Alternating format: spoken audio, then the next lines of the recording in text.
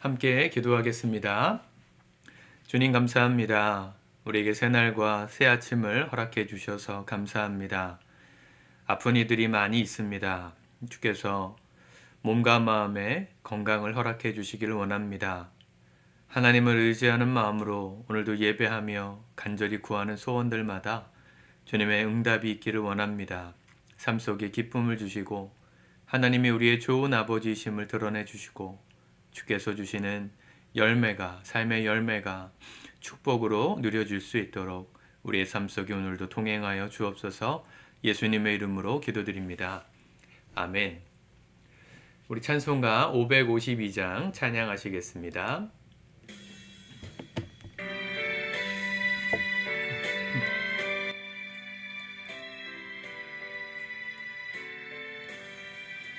아침 해가 돋을 때 만물 신선하여라. 나도 세상 지낼 때에 햇빛 되게 하소서. 주여 나를 도우사 세월 허송 안고서 어두운 세상 지낼 때 햇빛 되게 하소서. 새로오는 광음을 보람 있게 보내고 주의 일을 행할 때에 햇빛 되게 하소서. 주여 나를 도우사 세월 허송 안고서 어두운 세상 지낼 때 햇빛 되게 하소서. 한번 가면 안 오는 빠른 광음 지날 때 귀한 시간 바쳐서 햇빛 되게 하소서. 주여 나를 도우사 세월 허송 안고서 어두운 세상 지낼 때 햇빛 되게 하소서.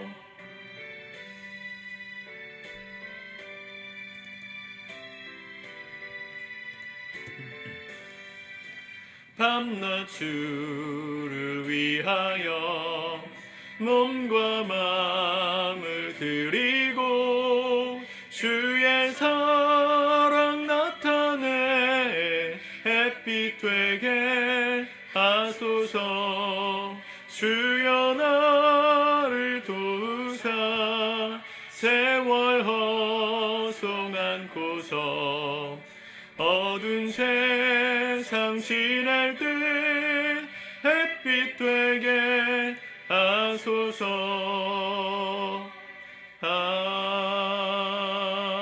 아멘. 아멘.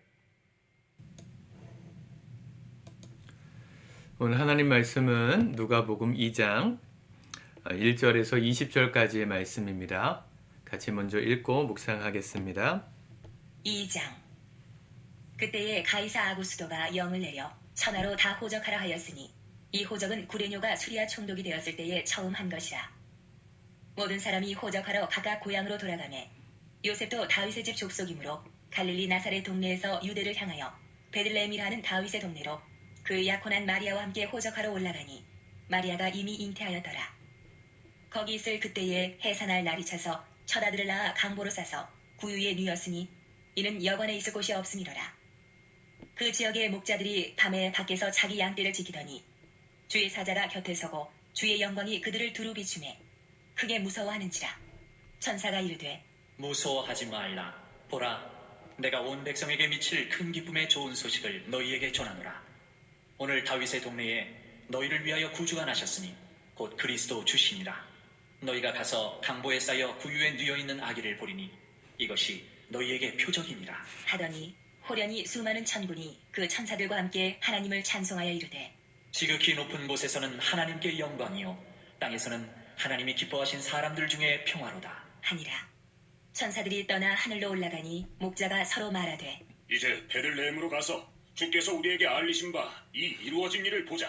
하고 빨리 가서 마리아와 요셉과 구유에 놓인 아기를 찾아서 보고 천사가 자기들에게 이 아기에 대하여 말한 것을 전하니 듣는 자가 다 목자들이 그들에게 말한 것들을 놀랍게 여기되 마리아는 이 모든 말을 마음에 새기어 생각하니라.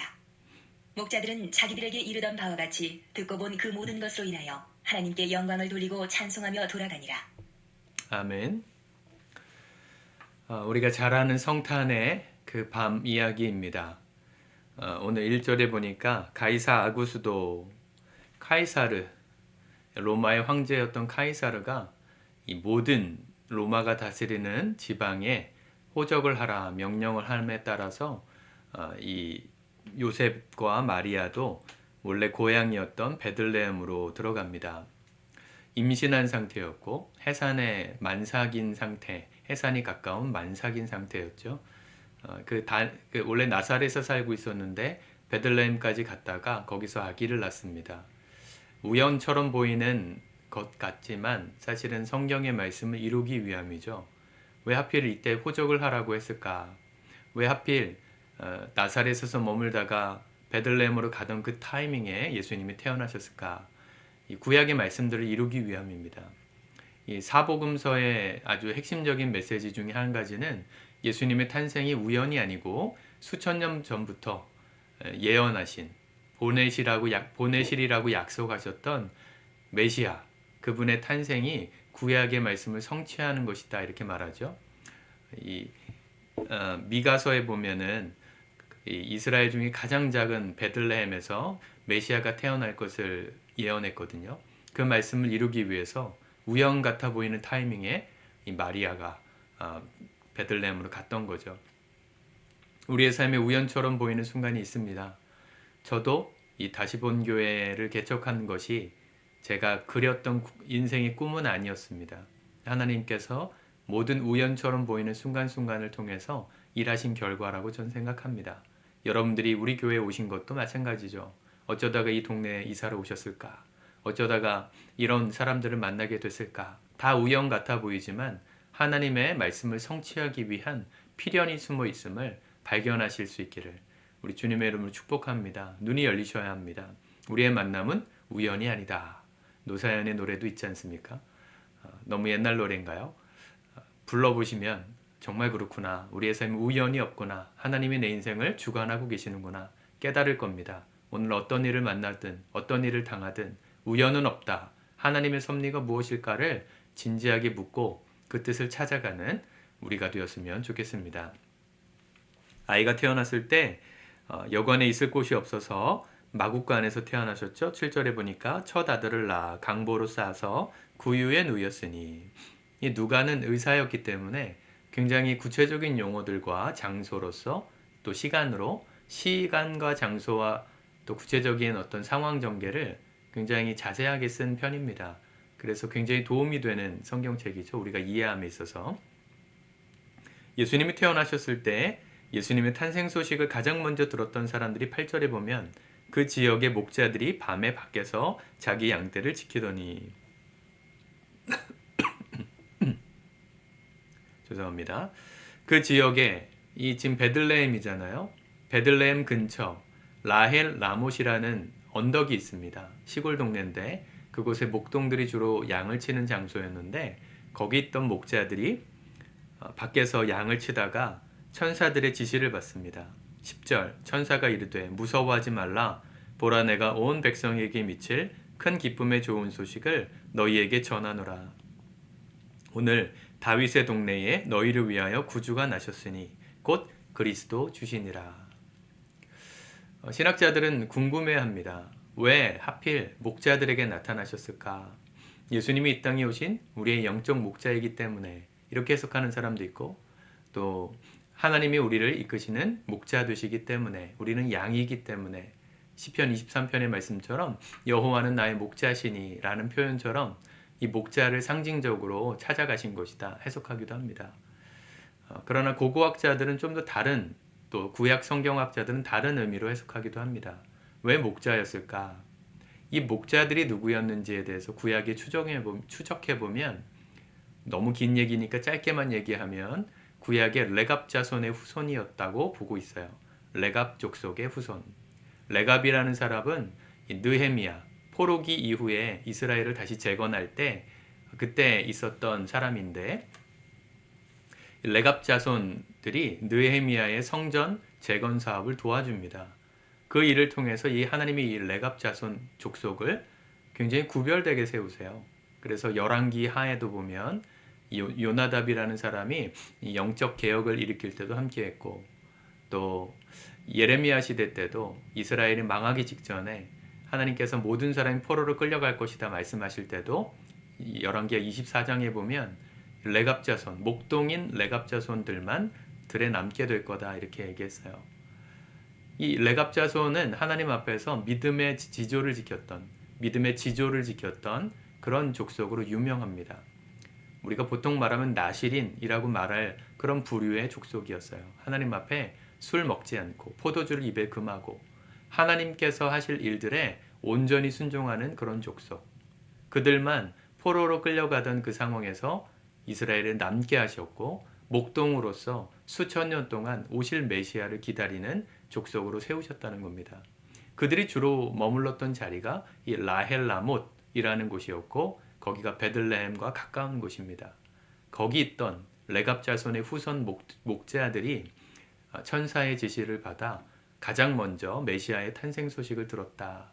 그렇게 해석하더라고요.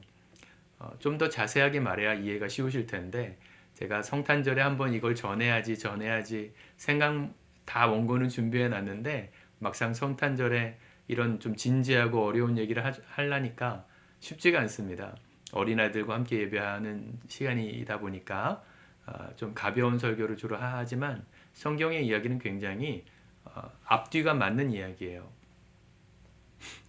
구약의 모든 말씀을 성취하기 위해서 베들레헴에서 태어나셨던 것처럼 그냥 우연히 목자에게 나타나신 게 아니라 수천 년 동안 메시아를 기다리며 믿음의 지조를 지켰던 레갑 족속에게 그 첫 영광을 허락해 주셨다는 것이죠.